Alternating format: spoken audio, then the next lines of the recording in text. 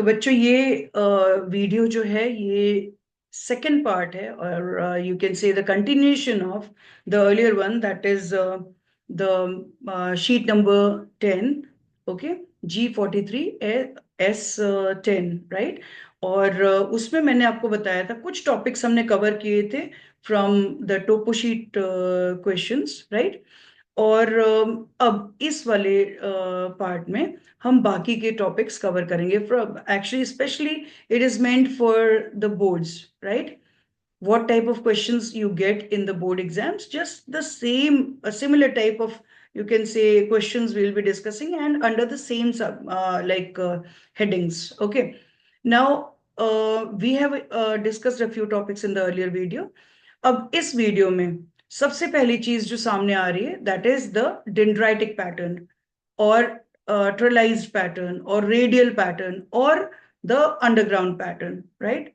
अब ये है क्या चीज, ये एक्चुअली चार टाइप के पैटर्न्स हैं. When we talk about the drainage patterns means जो स्ट्रीम्स उस एरिया में हैं जिसकी हम बात करें, जैसे ये शीट है. Okay, this is just a part of sheet number 10. अब इसमें से अगर आप देखोगे अलग अलग पोर्शंस में कहीं कहीं स्ट्रीम्स जो फ्लो कर रही हैं in the natural way. Actually we are talking about the natural water bodies, okay, not the artificial ones. तो natural water bodies specially rivers and streams की बात हम जब करते हैं तो दे when they flow they form certain pattern, okay, certain shape, and on that basis we call them as dendritic. Okay, the dendritic is almost branch like formation. Number two हो गया trellised या parallel pattern, in which you will find almost, suppose one stream is there and the tributaries form almost parallel pattern in that. Number three हो गया radial. Generally आपको conical हिल से जो streams नीचे आते दिखेंगे या इनलैंड ड्रेनेज के कंडीशन में जहां पर एक छोटा टैंक है और वो अलग अलग डायरेक्शन से स्ट्रीम आकर के उस टैंक में गिरते हैं.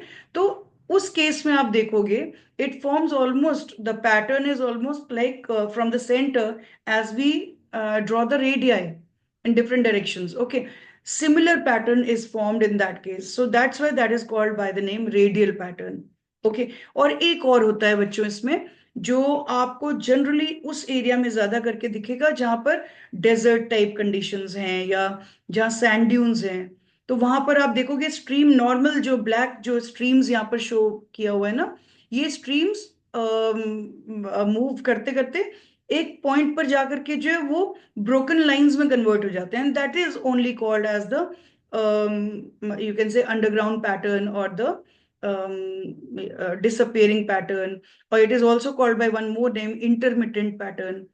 Okay, acha, अब let's practice the same thing over this, right. This is a part of the main sheet, that is sheet number 10. Okay, in this portion only, whatever is visible to you in this, tell me what type of pattern, drainage pattern, do you find in, you can take the squares over here, like this is 66, 68, so 67. Okay, easting 67 and northing हो जाएगा ये 29. Okay, 6729 means ये square, almost not exactly in center, but yes, almost very close to the center. You will find this square, right? 6729, right?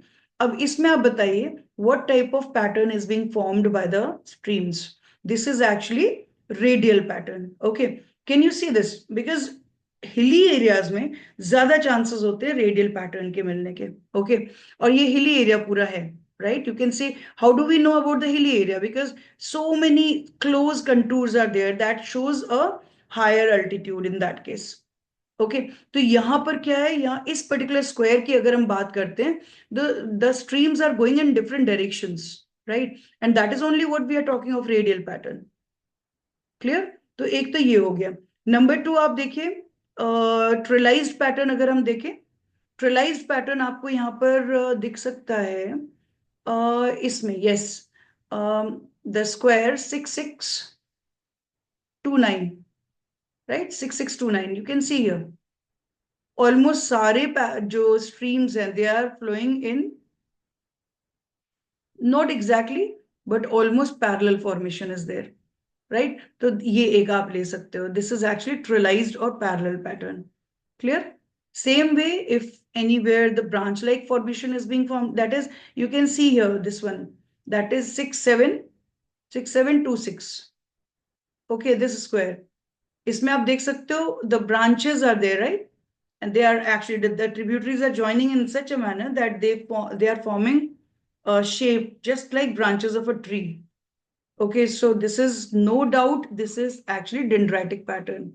ठीक है, तो dendritic pattern हो गया, ट्रिलाइज्ड हो गया, रेडियल हो गया.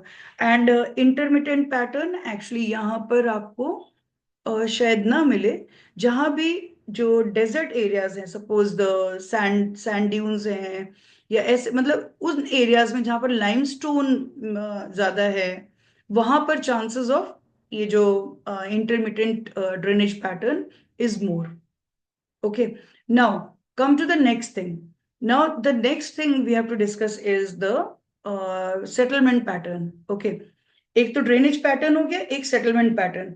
Now settlement pattern is related to all the settlements which are present in the area covered under the map.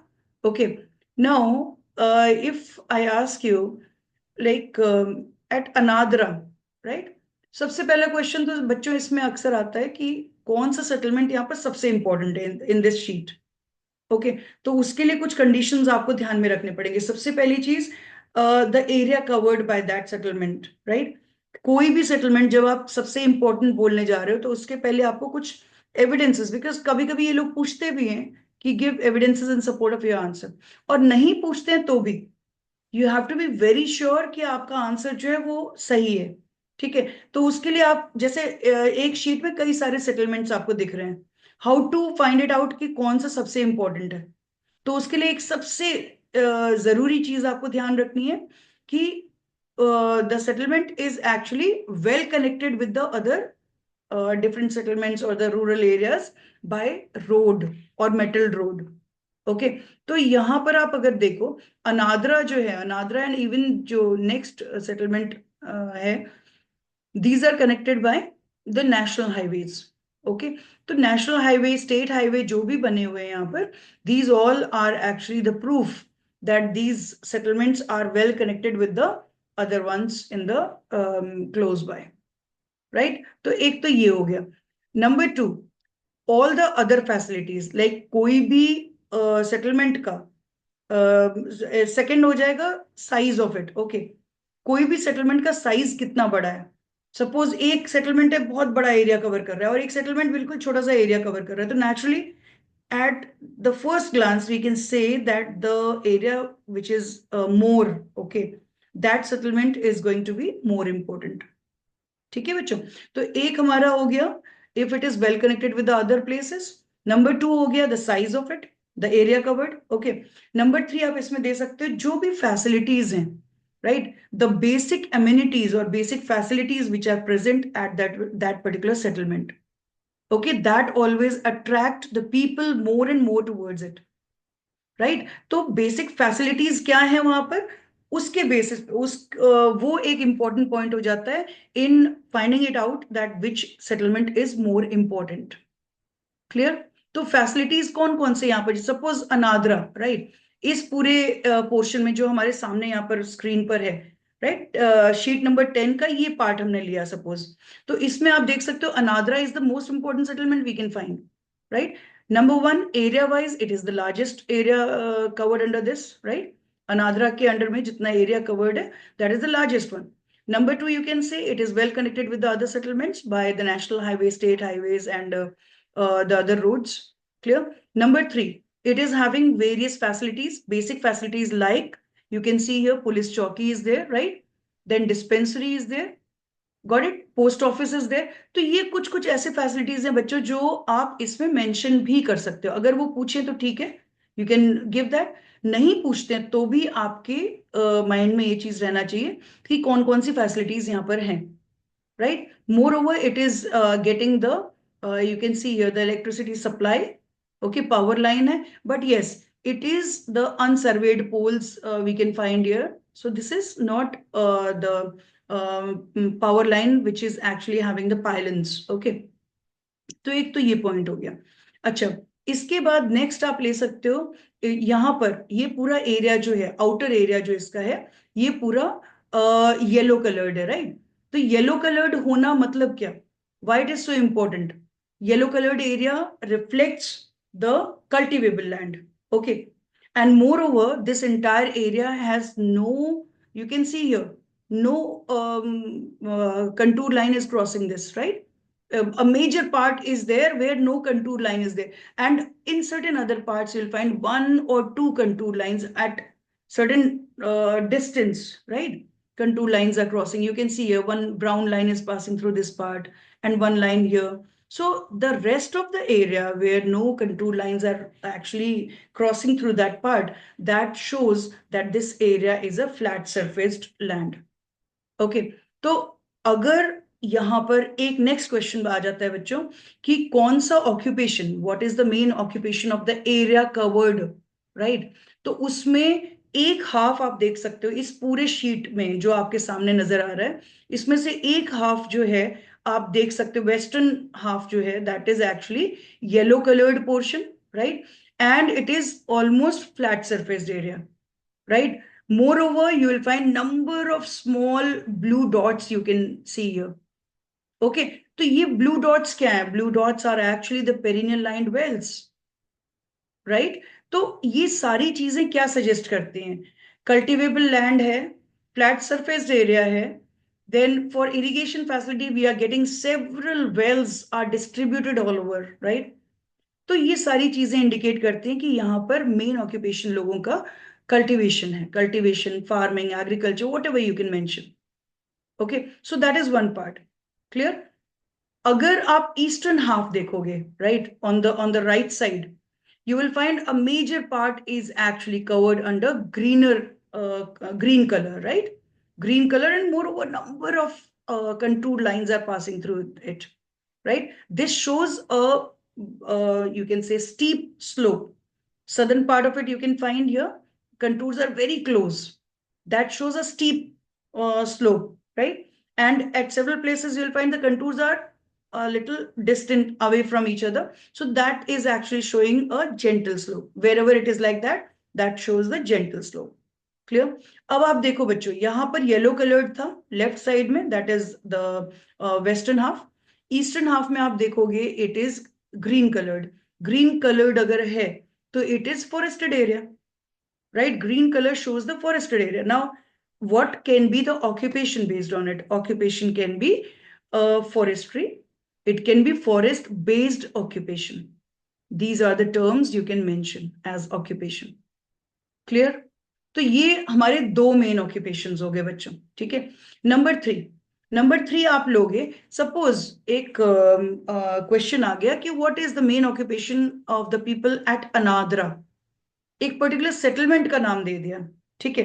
अब उस सेटलमेंट में जो है, अगर आपसे ये पूछे कि लोगों का मेन ऑक्यूपेशन क्या होगा, तो आप ये सोच के देखो बच्चों, कोई भी सेटलमेंट के अंदर agriculture main occupation rarely, it is not so possible, right? Practically आप देखोगे इट्स नॉट पॉसिबल, क्योंकि सेटलमेंट एरिया जो है वहां पर हाउसेस या जो परमानेंट हट्स या जो रोड्स हैं, ये जो बेसिक इंफ्रास्ट्रक्चरल फैसिलिटीज हैं, they are actually so close that there cultivable land is not seen much.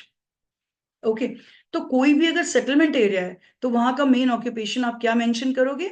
It can be trade, right? Trade can be one major occupation, क्योंकि उसको सपोर्ट करते हुए आप क्या यहां पर बताओगे?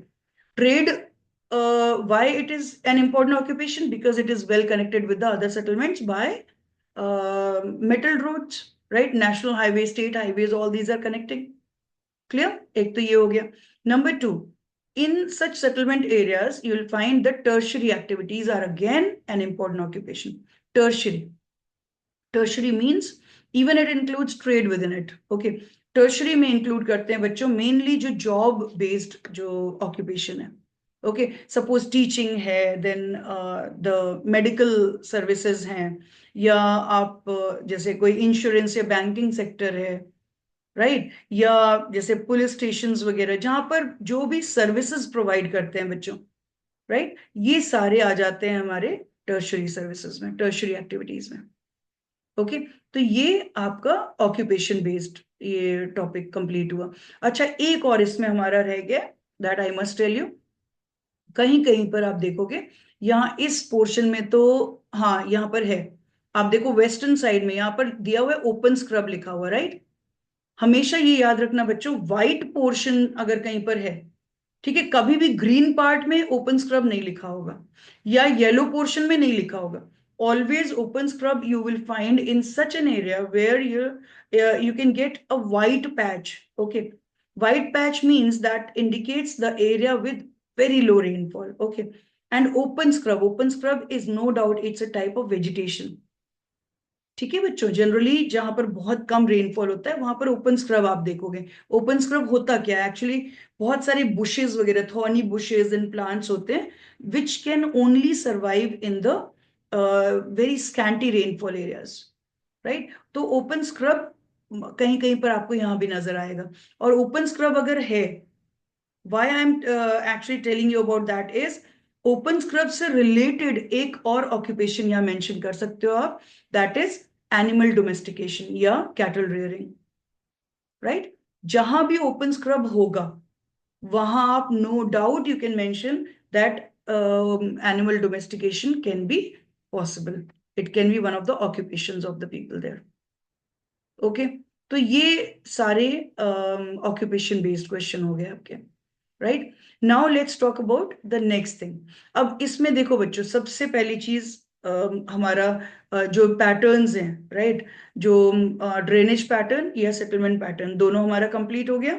फिर इसके बाद में जो जो लार्जेस्ट सेटलमेंट या मोस्ट इंपॉर्टेंट सेटलमेंट कैसे हम आइडेंटिफाई करेंगे वो कंप्लीट हो गया, right. Various occupations we have discussed. Okay, अब आप देखो बच्चों, इसमें एक बहुत इंपॉर्टेंट चीज है जो मैं जरूर बताऊंगी यहाँ पे, कुछ डेफिनेशंस हैं। Okay, if you want you can just see the link I will share in this video, in the where you will get the detail of it, right, links I will share। उस वो links हैं जहां पर आपको कुछ definitions मिल जाएंगे, right, कुछ और बेसिक्स अगर क्लियर करने हैं टोपो शीट के तो वो मिल जाएंगे इजीली। ओके, तो ये डेफिनेशंस जो हैं they are very very important from the examination point of view. You should go through all those definitions, right. जैसे एक्वेडक्ट हो गया, देन फायर लाइन हो गया, देन रिजर्व फॉरेस्ट हो गया, राइट। ये या कई इस तरह के डेफिनेशंस लाइक डिग्गी हो गया। ओके, कुछ ऐसे टर्म्स हैं जो आपको यहाँ पर पढ़ना बहुत जरूरी है, राइट, क्योंकि एक जनरली डेफिनेशन तो आता है, एक शॉर्ट नोट टाइप का एक कोई एक वर्ड दे देंगे and they will say to write a short note या व्हाट इज इट, तो in this way you can get that. Okay, अच्छा, इसके बाद बच्चों एक और चीज यहाँ पर बहुत इंपॉर्टेंट है, दैट इज एक्चुअली सपोज अगर इस शीट पे बेस्ड अगर कोई क्वेश्चन आ गया कि what is the rainfall condition, okay, what type of rainfall the area is getting, तो यहां पर आप दे सकते हो instead of giving heavy rainfall और स्कैंटी रेनफॉल। स्कैंटी क्यों नहीं, स्कैंटी इसलिए नहीं क्योंकि स्कैंटी रेनफॉल अगर होता तो यहाँ पर फॉरेस्ट नहीं नजर आते, राइट। फॉरेस्ट यहाँ पर है, फॉरेस्टेड एरिया है, और फॉरेस्टेड एरिया भी यहाँ पर आप देख सकते हो, open mix jungle and all these are given. That means it is an area जहां पर रेनफॉल होता है, but that is seasonal rainfall. Okay, rainfall is seasonal, clear. तो this is an area which is getting actually seasonal rainfall. Seasonal rainfall को support करने के लिए कौन कौन से पॉइंट्स आप दे सकते हो, क्योंकि they may ask for the evidences, right, in support of your answer. तो फर्स्ट पॉइंट आप इसमें सीजनल रेनफॉल के सपोर्ट में आप दे सकते हो broken grounds, right, along the streams. You can find your छोटे छोटे कर्व्ड लाइंस यहाँ पर है, यस, और ये इन लाइंस को हम बोलते हैं बच्चों ब्रोकन ग्राउंड। ओके। इनका फॉर्मेशन ही सीजनल रेनफॉल की वजह से होता है। कभी कभी आप देखोगे रिवर्स के पास या जो पॉन्ड्स हैं उनके पास में कहीं पर ऐसा कोई ऐसे कई एरियाज में आप देखोगे जो generally when rainfall season is there, right, during that period you will find that area remains submerged under water, water locked area, right. But जब ड्राई सीजन आता है, ड्राई सीजन में वो पूरा सूख जाता है। तो as a result of that, what happens in that area? Several cracks develop over the surface, right? That is only the same thing what we are talking of here. Clear? So this broken ground is mainly the indicator of seasonal rainfall, and it is formed as a result of that only. Okay. So this is one thing. Second thing you can say, seasonal streams है यहाँ पर, black colored streams देखो, पतले पतले जो tributaries यहाँ पर lines हैं, these all are the tributaries. Okay, these are streams, small streams are there. अच्छा, तो these are the seasonal streams, right? Even the river bed you can see here, right, in the northwestern corner of the area. तो यहाँ पर आप देख सकते हो एक जो स्ट्रीम है, इसका रिवर बेड पूरी तरह सूखा है, राइट। सूखा means it you can find here the black dots are there and even no perennial flow of water channel. That means ये पूरी तरह से मतलब सीजनल स्ट्रीम है, राइट। इस एक पर्टिकुलर सीजन में ये पूरा ड्राई हो जाता है and the other season it gets water during the rainy season. Okay, तो ये एक पॉइंट यहां पर आपको याद रखना है। क्लियर? अच्छा, इसके बाद फिर नेक्स्ट है बच्चों सीजनल रेनफॉल के जो इंडिकेटर्स हैं उसमें आप दे सकते हो। जो यहाँ पर फॉरेस्टेड एरिया है, forested area you will find this is actually open mixed jungle. जब भी मिक्स्ड जंगल की बात होती है that means it indicates the deciduous forest. Okay, deciduous forest. और डेसिडियस फॉरेस्ट किसको रिलेट किससे डेवलप होता है? It is because of the rainfall which is actually seasonal. क्योंकि डेसिडियस फॉरेस्ट की एक कंडीशन होती है, during the dry season it sheds the trees shed their leaves, right. तो ड्राई सीजन अगर होगा ही नहीं तो how the trees are going to shed their leaves? And that is why we can say that deciduous forest या यहाँ पर open mix जंगल type के जो भी यहाँ पर जंगल जो अलग अलग टर्म्स दिए हैं, these all are actually indicating the seasonal rain. Okay, so एक ये पॉइंट हो गया। अब आप आइए next question. Suppose one question has been given to you, like what type of climate the area is experiencing. So what type of climate means? Climate will be tropical monsoon type climate if it is a part of India. Okay, but tropical monsoon type climate with you can say seasonal rainfall. Okay, dry conditions are there but seasonal rainfall. Okay, I hope this is clear ना। तो इस तरह से आपको देना। अच्छा, इसके बाद एक और चीज यहाँ पर हम डिस्कस कर सकते हैं, that is actually the distance measurement. Okay, दो प्लेसेस के बीच का डिस्टेंस, डिस्टेंस या एरिया एक क्वेश्चन जरूर आएगा बच्चों। तो इसमें और and these are very very easy questions. Okay, you can easily do that. Anadra, suppose we have taken Anadra as one settlement and the other settlement is this is Hathal. Okay, in between these two settlements we have to find out the distance, right? अब आपने करना क्या है, यहां पर आप क्या करोगे, जो अनाद्रा, ठीक है, अनाद्रा का जितना पोर्शन है उसको आपने एनसर्कल करना है, ऐसे राउंड ऐसे करके ड्रॉ किया, ठीक है, सर्कल ड्रॉ किया, actually covering maximum part of the settlement. And the same way you have to do of the हाथल।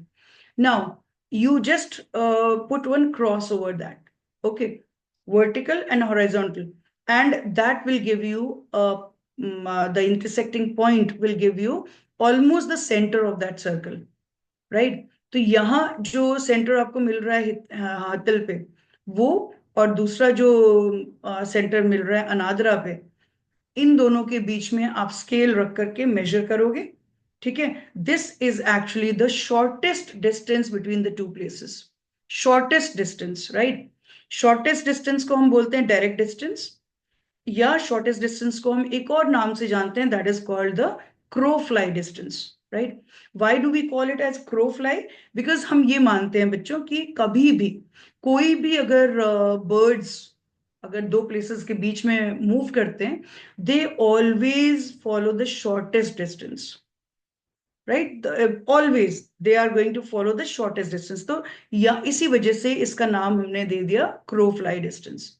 Okay, so between any two settlements या कोई भी सर्टेन पॉइंट्स है उनके बीच में अगर हम डायरेक्ट मेजरमेंट चेक कर रहे हैं, ओके, शॉर्टेस्ट डिस्टेंस चेक कर रहे हैं, तो उसके लिए हमें सेंटर टू सेंटर लेना होगा, राइट?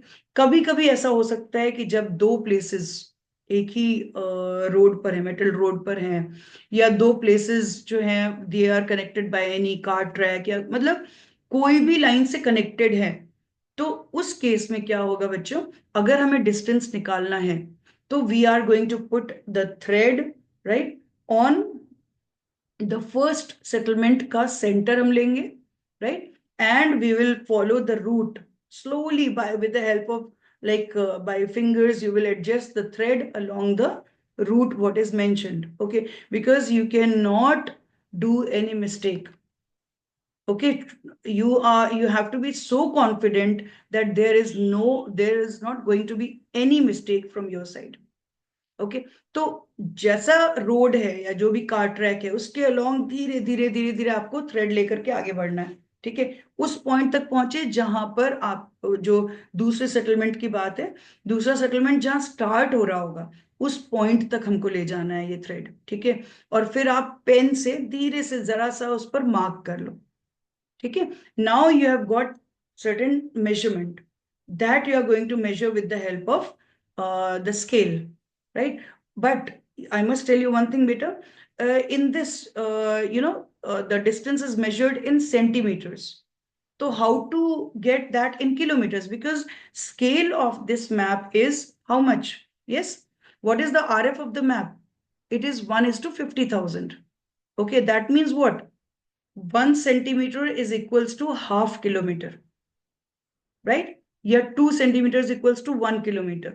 तो अगर हम कन्वर्ट करेंगे डिस्टेंस, कुछ भी मान लो डिस्टेंस आया, उसको अगर हमको कन्वर्ट करना है तो what we are going to do, we are going to yes just like centimetres, अगर 2 सेंटीमीटर्स हैं तो दैट मीन्स इट्स 1 किलोमीटर। तो अगर हमें कन्वर्ट करना है तो just divided by 2 and you will be getting certain value, you will be getting, that will be the distance in kilometers. Okay, suppose after dividing it we are getting 2.5. So 2.5 is what? Yes, this is actually the 2.5 is the distance between the two places and in kilometers now. Okay, तो अगर बच्चों simple बस distance measurement करने को दिया है तो you can mention 2.5 kilometres. कभी कभी क्वेश्चन के सेकंड पार्ट में ये दिया रहता है give your answer in metres, right? या give your answer in kilometres and metres. तो 2.5 किलोमीटर अगर लिखा है तो किलोमीटर्स एंड मीटर्स में इसका वैल्यू क्या होगा? 2 kilometre and 500 metres. This is how you have to give your answer. Okay, so I hope this is very clear to you now. अच्छा, एक और चीज इसमें बहुत इंपॉर्टेंट बच रही है हमारी, दैट इज एरिया कैलकुलेशन। अगर एरिया कैलकुलेट करने को देते हैं तो उसमें एक तरीके से जनरली ये दिया जाता है कि from this particular easting to this easting, right? Suppose 64 easting, ठीक है, 64 से 68 easting, right? This is the first one. And from suppose 28 northing, okay, to 31 northing, right? 28 से 31 northing कितना हो रहा है ये? these are the 3 squares, right? तो अब आप कैसे लिखोगे इसको? ईस्टिंग्स में कितने स्क्वायर्स आ रहे हैं? 4 5 6 what ever, you just mention that, ठीक है? नॉर्थिंग्स में कितने स्क्वायर्स आ रहे हैं? 4 3, ओके? अब आपको एरिया कैसे कैलकुलेट करना है? Just multiply the 2, okay, multiply the 2 and you will be getting the total area, right? Suppose number of squares आपको मिले, एक स्क्वायर जो है बच्चों, एक ग्रिड स्क्वायर जो है, इसका एरिया कितना है? इसका एरिया है 1 स्क्वायर किलोमीटर, राइट? तो अगर हम सपोज 15 आया, मल्टीप्लाई करने पे 15 आया, तो 15 स्क्वायर्स का एरिया कितना होगा? 1 into 15, and that will give you 15 square kilometers. That will be the area of the portion which was mentioned. Okay, so all these things are done, right? And I hope this is now, as you will practice more the topo sheets, you will get more and more perfect. Okay, so just go through this entire sheet, right? And wherever like you feel like I can help again, just give your comments in the comment box. Acha, one more thing before actually winding it up, I must tell you, I must remind you once again to subscribe the channel and share the link with your friends and classmates. Okay, so see you soon in the next video now. And till then, I want you all to prepare the best for your board exam. Okay, and for that, you have to take care of yourself also, your health also. Clear? So, good luck, and all my best wishes are there for your exams. Okay, all the best for your exams. Right? See you soon in the next video. Till then, bye.